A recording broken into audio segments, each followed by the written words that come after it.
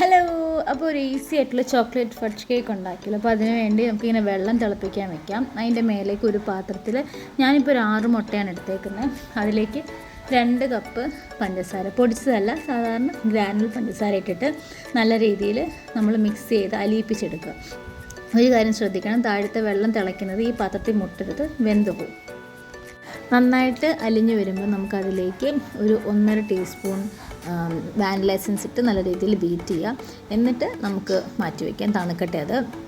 ബാക്കി നമുക്ക് പൊടി ഐറ്റംസ് എല്ലാം കൂടെ ഇത് 2 കപ്പ് ആട്ടയാണ് എടുത്തേക്കുന്നത്. മൈദ എടുക്കുന്നവർക്ക് മൈദ എടുക്കും. അപ്പോൾ 2 കപ്പ് ആട്ടയ്ക്ക് 1/2 cup cocoa powder, 1 teaspoon baking powder, കുറച്ച് ഉപ്പ്, ബേക്കിംഗ് സോഡ നമ്മൾ ആഡ് ചെയ്യുന്നില്ല. അപ്പോൾ നന്നായിട്ട് അത് പൊടി നമ്മൾ പാറ്റിയെടുത്തതിന് ശേഷം ഈ തണുത്ത് വെച്ചിരിക്കുന്ന ഈ മുട്ടയുടെ മിക്സിലേക്ക് ഇത് നമ്മൾ കുറച്ചായിട്ട് കൊടുത്ത് മിക്സ് ചെയ്തെടുക്കുക.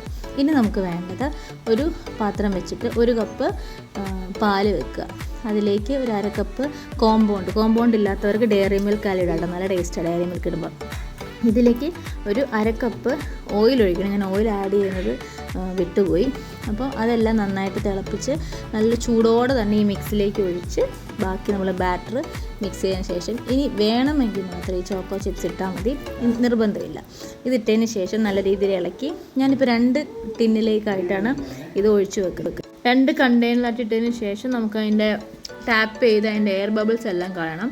ഞാൻ ഓവനിലാണ് വെച്ചത്. കുക്കറിൽ വെക്കുന്നവർക്ക് അങ്ങനെ വെക്കാം. ഇപ്പോൾ ഓവനിലാവുമ്പോൾ 180 ഡിഗ്രിയിൽ ഒരു 10 മിനിറ്റ് പ്രീ ഹീറ്റ് ചെയ്തതിന് ശേഷം നമ്മളൊരു 30 മിനിറ്റ്സാണ് ഞാൻ വെച്ചത്. ഇപ്പോൾ ഏറ്റവും മുകളിൽ വെച്ചത് കുറച്ച് ഡ്രൈ ആയിപ്പോയി. പക്ഷേ ഇത് നമ്മൾ ഇരുന്ന് കഴിയുമ്പോഴത്തേക്ക് നല്ല ടേസ്റ്റാണ്. ഒരു 2-3 ഡേയ്സൊക്കെ മാക്സിമം വെളിയിലിരിക്കും.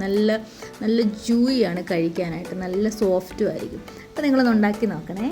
Thank you.